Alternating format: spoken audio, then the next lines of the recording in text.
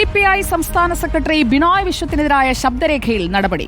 സംസ്ഥാന എക്സിക്യൂട്ടീവ് അംഗം കമല സദാനന്ദനെയും എറണാകുളം ജില്ലാ സെക്രട്ടറി KM ദിനകരനെയും താക്കീത് ചെയ്തു. CPI സംസ്ഥാന എക്സിക്യൂട്ടീവിലാണ് തീരുമാനം. ഇരു നേതാക്കളുടെയും ഖേദപ്രകടനം പരിഗണിച്ചാണ് നടപടി താക്കീതിൽ ഒതുക്കിയത്.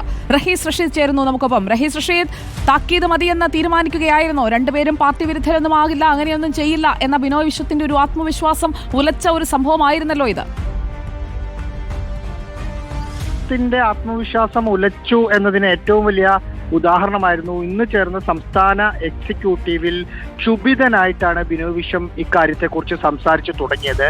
ഇതിൽ ഒരാൾ കമല സദാനന്ദൻ സംസ്ഥാന എക്സിക്യൂട്ടീവിൽ അംഗം കൂടിയാണ്. ഇതിൽ ഒരു തരത്തിലും നിങ്ങൾ ന്യായീകരിക്കേണ്ട, ആരും ഇക്കാര്യത്തിൽ ന്യായീകരിക്കേണ്ട, ഗുരുതരമായ തെറ്റാണ് സംഭവിച്ചത്.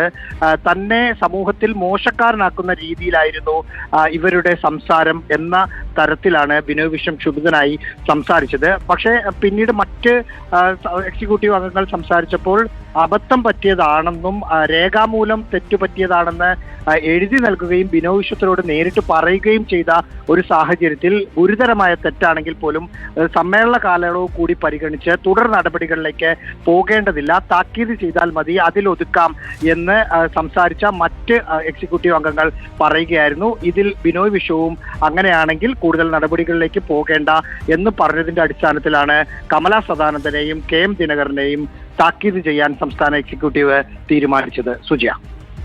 വിവരങ്ങൾ നൽകിയത് റഹീസ് റഷീദാണ്. താക്കീതിൽ ഒതുക്കിയിരിക്കുകയാണ് നടപടി.